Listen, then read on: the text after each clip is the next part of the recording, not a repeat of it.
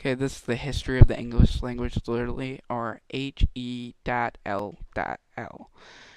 Sir, first off, we're going to talk about the Proto-Indo-Europeans. The Proto-Indo-Europeans were a group of tribes that eventually fanned out from England to India. And they all spoke the same language, but once they fanned out, they produced all these languages around the world. They were really the earliest. I don't think they really had a written language or anything. Now we're going to talk about the Germanics. And the Germanics, you might know them from the Visigoths and the Vandals and such, but they really helped. They produced a lot of different languages. Like they had their distinct group of Proto-Indo-European languages, and they were from tribes in early Europe. These were the tribes that also sacked Rome. You might know them from that. But these produced, like the northern type languages from above German and eventually became English. Not all the different types of German survived, though. A lot of them got transformed into other stuff. Now we're going to talk about the Anglo-Saxons. The Anglo-Saxons came into power once they overthrew the Celtics after Rome left England. They settled in England after that because and these people spoke a West Germanic accent, and they wrote the first English book in it was Beowulf. Now we're going to talk about the Vikings. The Vikings raided during the time of the Anglo-Saxons, and they brought some language change a little bit, but they spoke similarly. They could understand each other.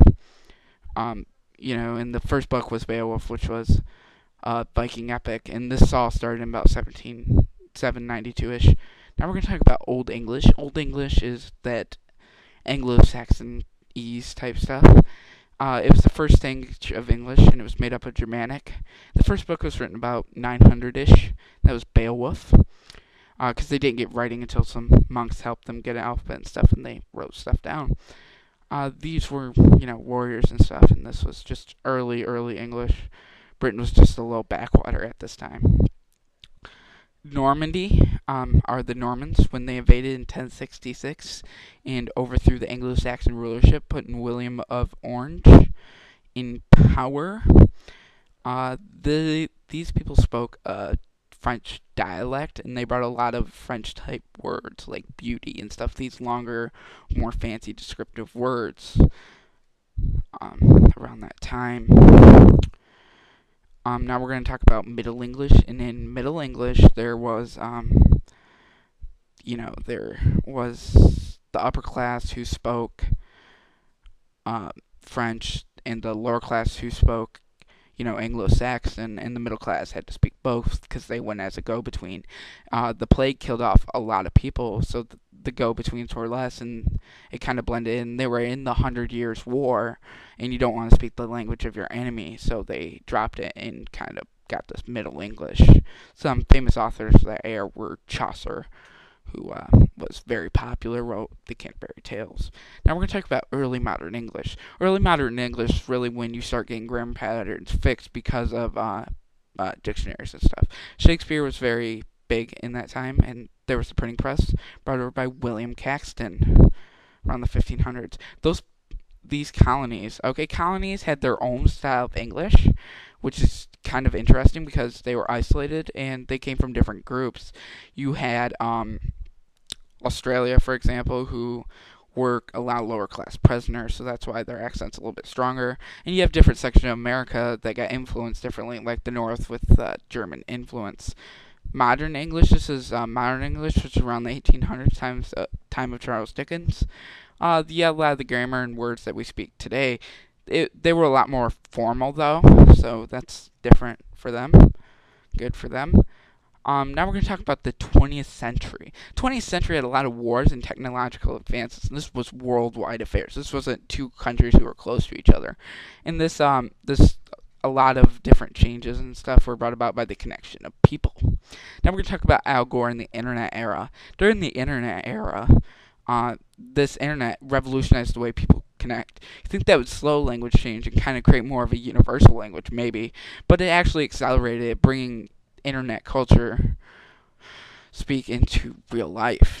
Now I think English is going to get blended with some Chinese and some Spanish, a little more of that influence because of China's growing power and Spanish presence in near America.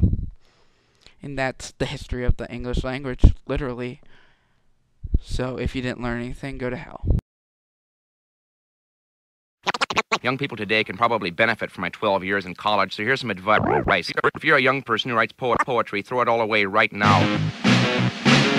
Tut, tut, tongue clucking grammarian, yo.